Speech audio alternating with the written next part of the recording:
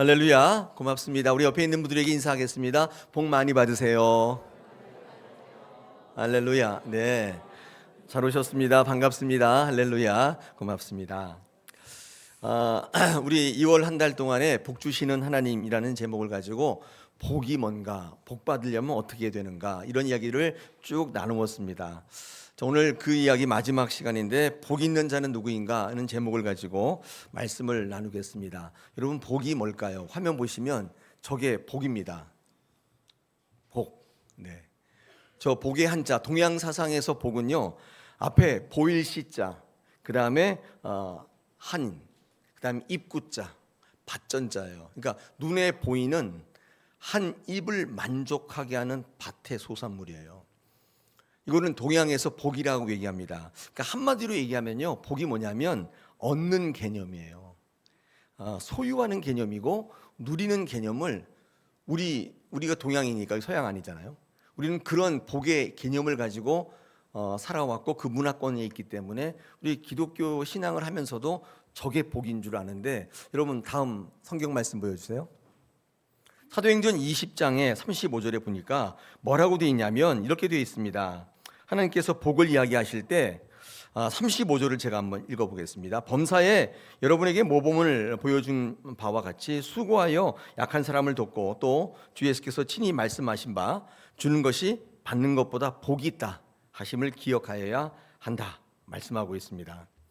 그러니까 동양 철학과 동양 사상과 우리 기독교 사상의 복이 완전히 다른데, 동양 사상은 받는 거, 누리는 거, 소유하는 게 복이라고 얘기하는데, 우리 기독교 사상은요, 뭐라고 얘기하냐면 받는 게 복이 아니라 주는 게 복이라고 이야기하고 있습니다. 자, 그렇다면 우리가 누군가에게 줄 수 있는 가장 큰 것이 뭐냐고 묻는다면 뭘까요? 돈이 많으신 분들은 돈 주실 수 있겠죠. 또 마음이 후덕하신 분들은 마음을 줄 수도 있겠습니다만은, 우리 믿는 성도들이 줄 수 있는 가장 큰 게 뭐냐? 그것은 바로 예수의 이름으로 선포하는 축복입니다. 이게 가장 큰 복입니다. 축복하는 거죠. 사도행전 3장 6절에 보니까 베드로와 요한이 성전 기도하러 올라갈 때 안진뱅이를 바라보잖아요. 안진뱅이가 이렇게 베드로가 이렇게 보니까 뭘 줄까 해서 보잖아요. 그때 베드로가 이렇게 얘기하잖아요. 나한테는 은과 금은 얻거니와 내게 있는 이것을 내게 주노니 나사렛 예수 그리스도 이름으로 명하노니 일어나 걸으라. 베드로가 그 안진뱅이에게 준 게 뭐냐면 예수의 이름으로 축복한 거예요. 그러니까 일어나서 걷더라는 것입니다.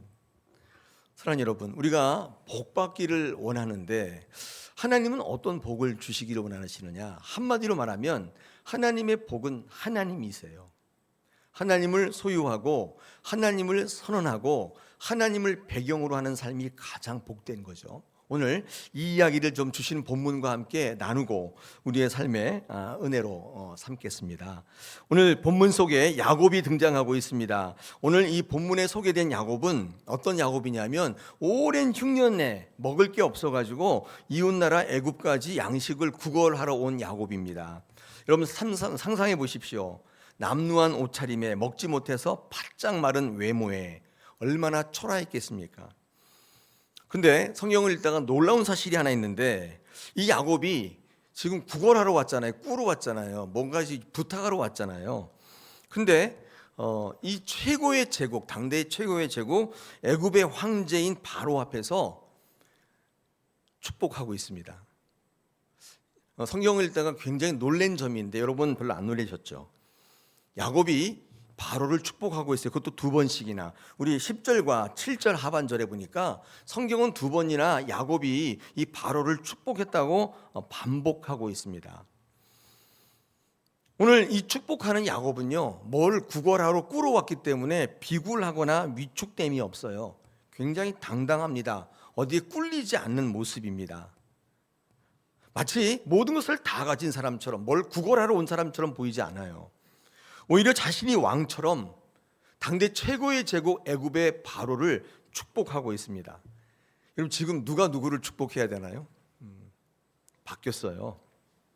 이 양식을 구걸하는 초라한 모습의 야곱이 어떻게 당대 최고의 권력자 바로를 축복할 수 있었을까? 어떻게 이런 행동을 할 수 있었을까? 제가 성경 묵상하면서 본문을 묵상하면서 가장 신기하면서도 의아해했던 부분입니다. 무엇이 야곱으로 하여금 이토록 당당하게 만들었을까? 무엇이 야곱으로 하여금 아무것도 없는 자신이 모든 것을 다 가진 그 사람을 축복하게 만들었을까? 이게 굉장히 관심사예요. 오늘 이 주제를 가지고 여러분과 복의 주제를 같이 나누고자 합니다. 여러분 그렇지 않습니까? 아무리 부자라도 이런 자리에 서면 그 권세에 눌려가지고 주눅들고 위축되기 마련이잖아요. 괜히 굽신거리지 않습니까? 여러분 뭐 한번 이렇게 꾸러 가보셨잖아요. 그때 당당하게 막 축복하고 그러나요? 그렇죠. 위축되죠. 근데 야곱의 모습에는 그런 게 없어요. 두 번이나 바로를 축복하고 있습니다. 강조한다는 뜻입니다. 두 번이나 반복되면은 성경은 그 단어를 강조하고 있는 거죠. 이런 겁니다. 보라는 거예요. 오늘 이 시간 성경을 읽고 설교를 듣는 여러분에게 하나님 말씀하세요. 보라. 누가 지금 누구를 축복하고 있느냐. 그렇다면 축복은 과연 누가 할 수 있는 것이냐? 정말 복된 자는 누구냐? 오늘 이 시간 여러분에게 말씀하고 있습니다. 여러분 야곱은 어떤 인물이었기에 이렇게도 당당할 수 있었는가? 오늘 본문 중에 야곱은요 자신을 바로에게 소개합니다. 여러분 9절 보십시오. 9절에 보니까 뭐라고 되어 있냐면 자신을 130년 동안 험악한 세월을 걸어온 나그네다 이렇게 자신을 소개하고 있습니다. 여러분 여기서 나그네라는 이 단어가 굉장히 중요한데 왜냐하면 이것이 야곱의 정체성을 나타내고 야곱이 축복할 수 있었던 가장 중요한 단서를 제공하는 단어입니다. 나그네. 여러분 나그네라고 하는 게 뭘까요? 이 야곱이 당대의 최고의 권력자 앞에서 당당히 축복할 수 있었던 그 이유는 이 야곱이 가지고 있었던 이 나그네 의식 때문입니다. 이 나그네가 어떤 존재냐? 여러분 잘 알고 계시죠? 최희준의 나그네. 최희준 맞나요? 몰라요. 인생은 나그네 길과 이 거룩한 강단에서 제가 유행가를 거기서 나그네 뭐라고 되어 있냐면 나그네는요 한 곳에 머무는 존재가 아니라 언젠가는 떠날 존재인 거죠. 아무리 좋아도 영원토록 머물지 않습니다. 그게 나그네예요. 히브리서 11장 13절에는요 그 나그네를 외국인이라고도 표현했습니다. 앞에 보시면 히브리서 11장 13절에서 이 사람들은 다 믿음을 따라 죽었으며 약속을 받지 못하였으되 그것을 멀리서 보고 환영하며 또 땅에서는 외국인과 나그네다. 우리 인생을 저렇게 표현했는데 이유가 뭐냐면 본향을 찾는 자다. 본향이 뭐예요? 원래 나온 고향인데 이곳에 머물지 않고 원래 그것을 바라보기 때문이다. 그래서 우리 인간을 나그네요 외국인이라고 표현하고 있습니다. 똑같은 얘기죠. 야곱은 자신이 이 땅에 영원히 머물 존재가 아니라고 생각했던 거예요. 이 땅에 소망을 두는 존재가 아니라고 자신은 생각하고 있었던 것입니다. 그렇기 때문에 그토록 어마어마한 권세 앞에서도 그토록 당당할 수 있었던 게 아닐까요? 왜냐하면 내가 추구하는 게 아니에요. 바로가 가지고 있는 거 그건 내가 원하는 게 아니에요. 그래서 그 앞에서 굽신거리며 고개를 숙일 필요가 없어요. 만약에 그게 내가 원하는 거라면 바로에게서 그것 좀 얻어보려고 굽신거리고 아부도 할 수 있었지 않았겠습니까? 그런데 야곱이 원하는 건 그런 게 아니에요. 그래서 그 앞에 주눅들 필요가 없어요. 당당해요. 뭐 좀 주시오. 담담해요. 여러분 그런데 야곱은요 예전에 그러지 않았습니다. 자기가 원하는 것을 얻기 위해서 아버지 이삭과 형 에서를 속였던 사람이에요. 축복이라면 무조건 얻으려고 복을 얻으려고 아버지와 형을 속였습니다. 그리고 외삼촌 라반의 집으로 도망쳐서는 라헬을 보니까 너무 결혼하고 싶어요. 사랑하는 여인을 얻기 위해서 얼마나 굽신대며 얼마나 긴 원치 않는 세월을 살았는지 몰라요. 야곱은 예전에 그랬단 말이에요. 근데 지금 야곱은 자기가 원하는 것을 추구하며 사는 인생이 아닙니다. 왜냐하면 야곱은 이미 약복 강가에서 하나님과 씨름하면서 정말 복이 뭔지 무엇을 추구하며 사는 것이 복된 삶인지 이미 깨달았기 때문에 알았기 때문에 야곱이 추구하는 것은 이 세상의 것이 아니에요. 바로가 가지고 있는 권력과 부도 아니에요. 무슨 건강도 아니에요. 오히려 하나님의 나라였고 하나님 그 자체였던 거예요. 그래서 이 바로 앞에서 그게 뭔데? 당당할 수 있었던 거예요. 축복할 수 있었던 거예요. 이것이 야곱이 바로 앞에서 당당하게 힘있게 축복할 수 있었던 근거였던 것입니다. 야곱이 고백한 이 나그네는 정말 어떤 의미냐면 궁극적으로 내가 하나님 앞으로 가는 존재이다. 즉 자신은 이 땅에 소망을 두지 않고 저 천국에 소망을 두며 살아가는 존재라고 확실하게 드러내 보인 자기 고백이었던 거예요.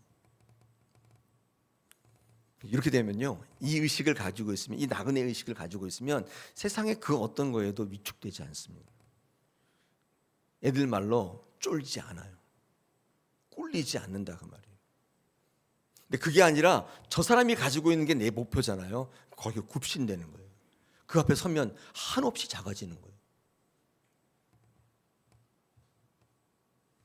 야곱은 이 땅의 가치를 위해 사는 인생이 아니라 하나님의 가치를 품고 하나님을 배경으로 해서 하나님이 주신 은혜로 해서 축복을 하는 인생이에요.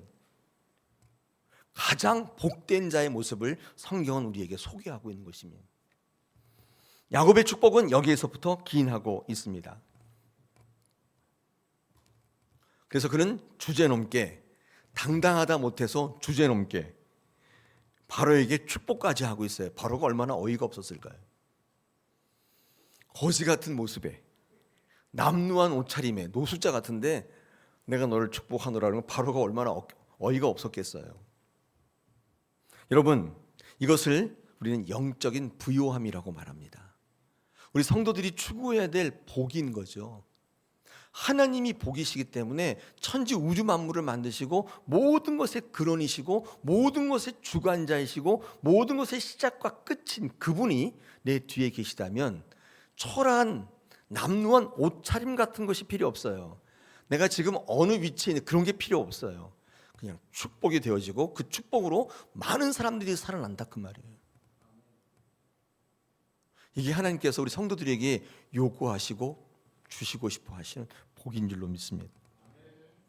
하나님을 품고 있다면, 하나님을 향하여 방향을 제대로 설정하고 있다면 우리는 그 어떤 누구도 부요한 자다, 복된 자다, 그의 모습이 어떠하든지 그의 상황이 어떠하든지 관계없이 그는 가장 복된 자라고 오늘 이 아침에 오늘 야곱을 통해 우리에게 말씀하고 계신 줄 믿습니다.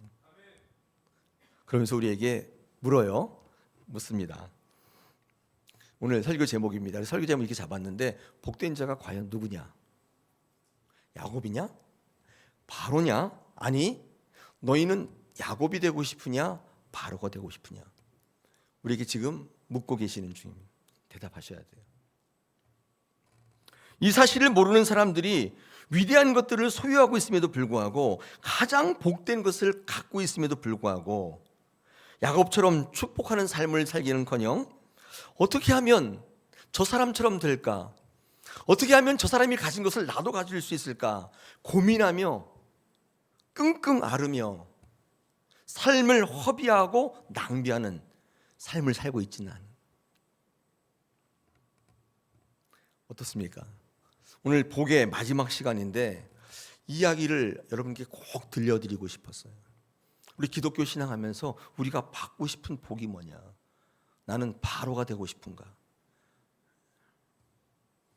자, 그렇다면 왜 그리스도인들은 축복의 삶을 살아야 하는가의 문제인데요. 같이 좀 나누면 좋겠습니다. 여러분 야곱의 이야기를 기왕에 꺼냈으니까 에서의 이야기도 좀 해야 될 것 같아요. 야곱과 에서는 쌍둥이 형제 아니에요? 그죠? 여러분 에서와 야곱을 외형으로만 놓고 비교한다면 어떻습니까? 에서가 훨씬 더 성공한 인생입니다. 그렇죠? 그래요, 안 그래요?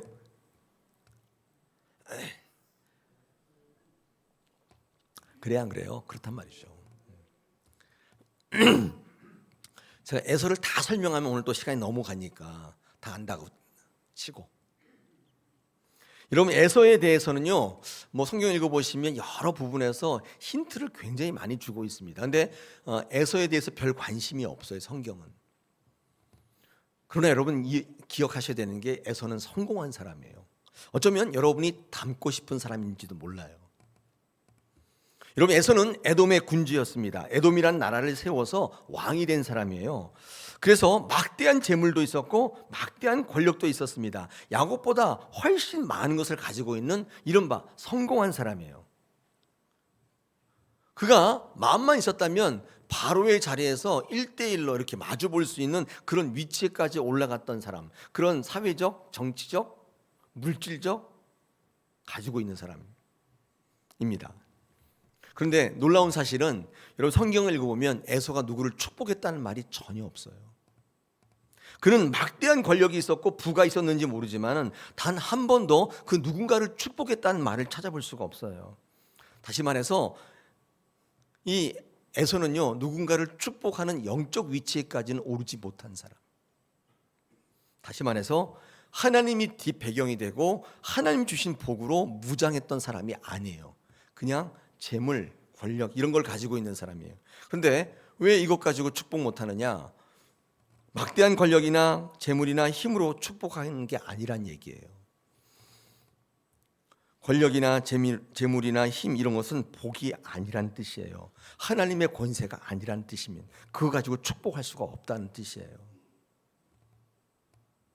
여러분, 축복하는 자리까지 가기 위해서는 가장 중요한 게 영적인 부요함입니다.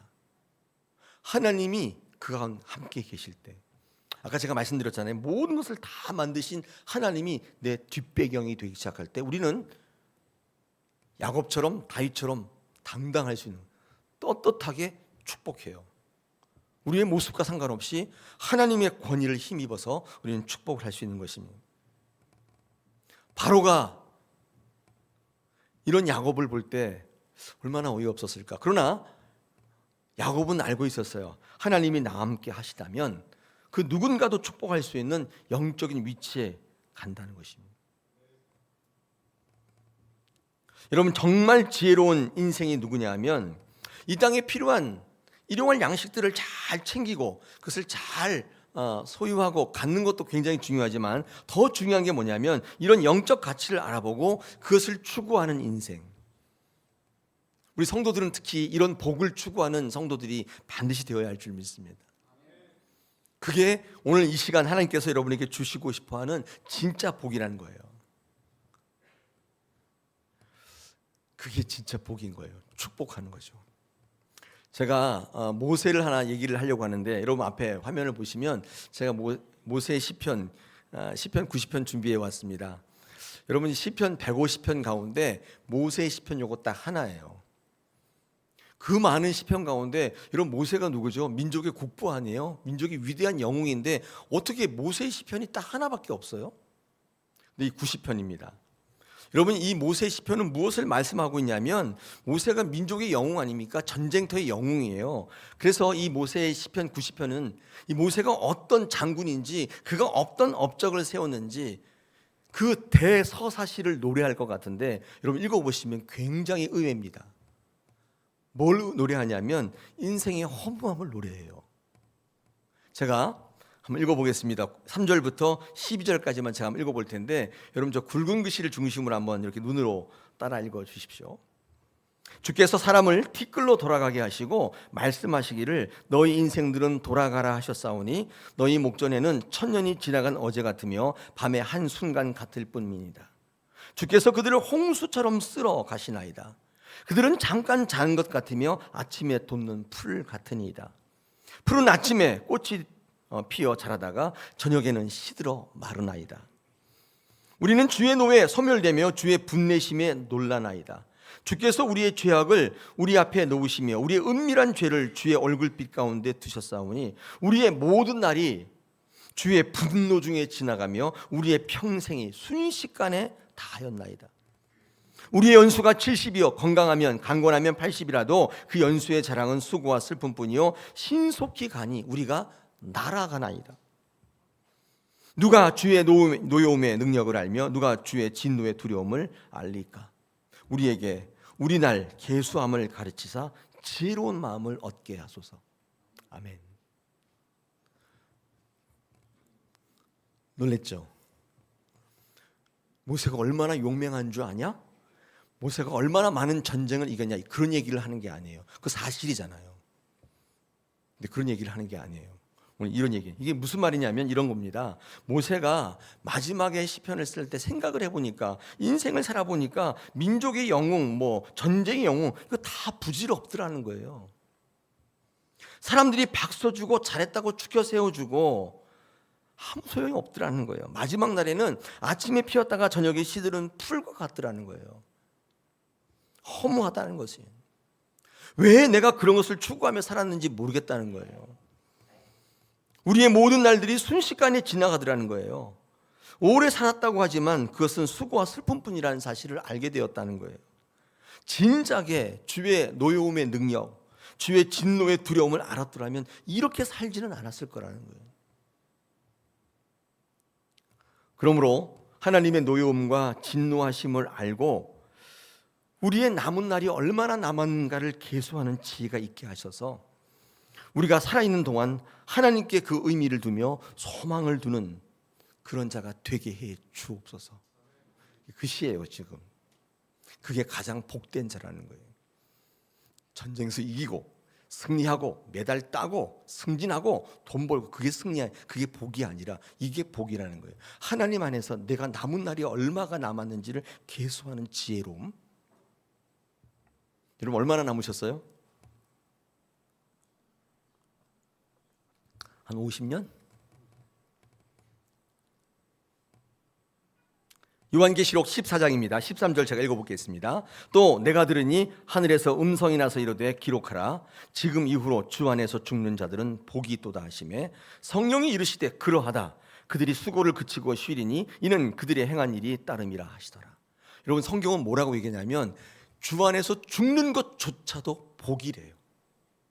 죽는 게 무슨 복이에요? 주 안에서 죽으면 그조차도 복이라고 얘기하고 있어요. 이거 뒤집어 말하면 주 바깥에서 아무리 오래 살아도 아무리 부귀영화를 누려도 복이 아니다, 뭐 그런 뜻이겠죠.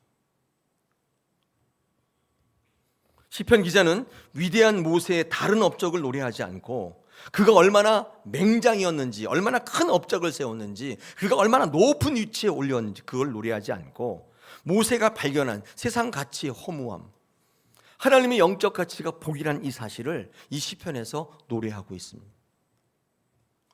이것이 저와 여러분의 노래이기를 원합니다. 할렐루야. 그런 복을 누리시기를 축복합니다. 세상의 것이 아닌 하나님의 것으로 많은 사람들을 축복하는 자리까지 여러분 성장하셨으면 좋겠습니다.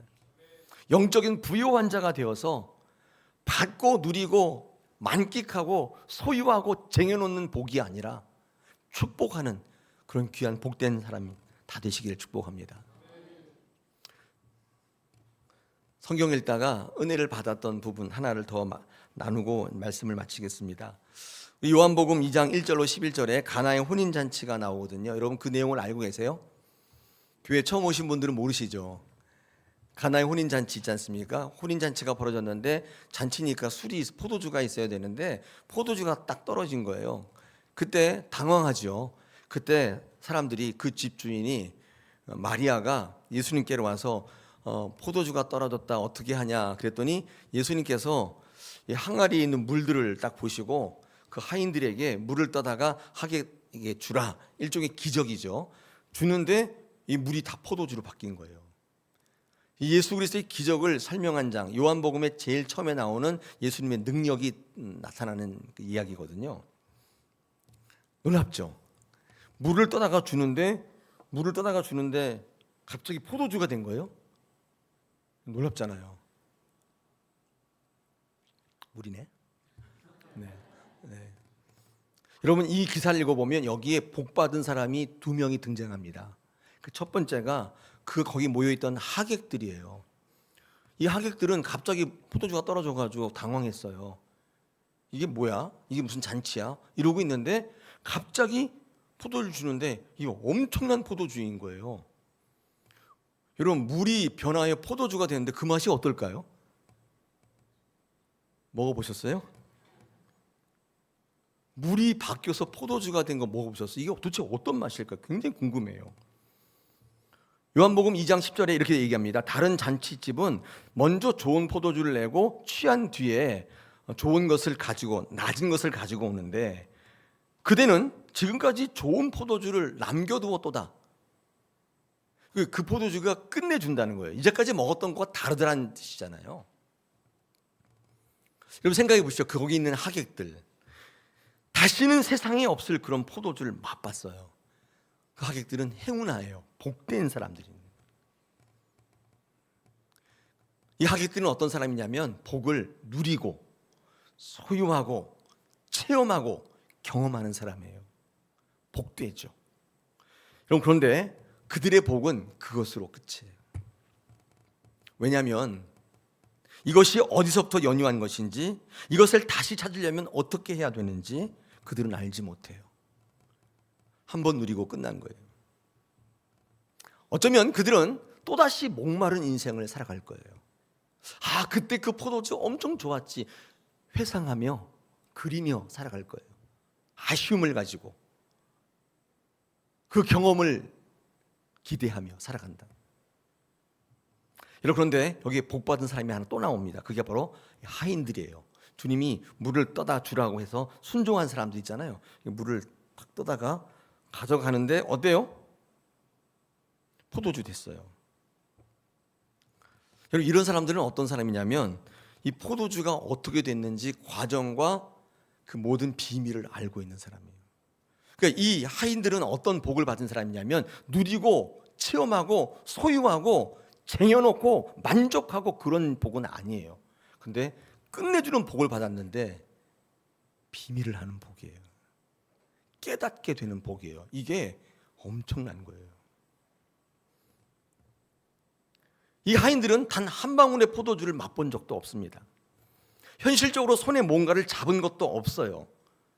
누리지 못했어요. 근데 이게 무슨 복입니까? 여러분 우리 예배 가운데 지금 복을 드리고 있는데 이 예배 드렸다고 뭐가 되는 건 아닌데 저게 하나님의 복이구나. 저게 진짜 나를 바꾸는 것이구나. 이것을 깨닫는 게 진짜 복인 거예요. 왜 그런 줄 아세요? 그 사람은 또다시 하나님께로 나오게 돼요. 왜? 비밀을 알기 때문에.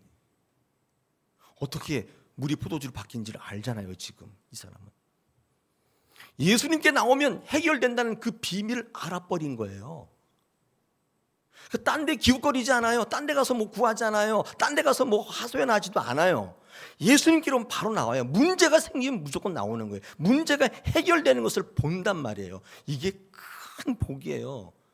예수를 소유하는 거예요. 예수님이 뒤에 계시는 거예요. 은혜가 충만한 거예요. 여러분 이거를 깨닫는 복이라고 하는 것입니다.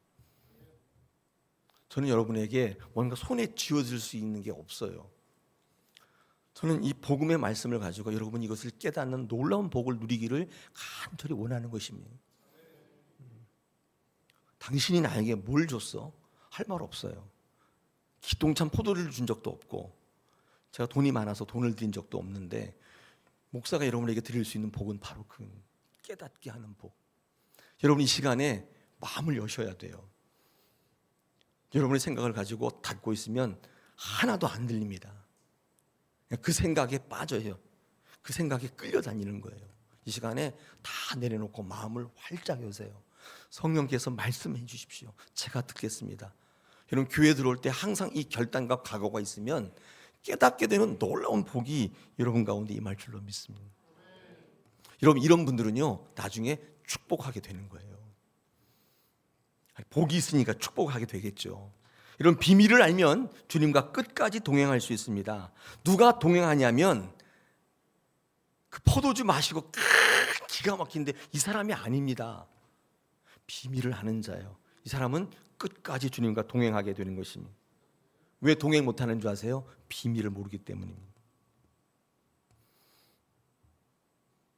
그러므로 하나님이 주시는 복에 대해서 바르게 알고 깨닫는 게 축복의 시작이며 참된 복된 자의 모습이라는 것입니다.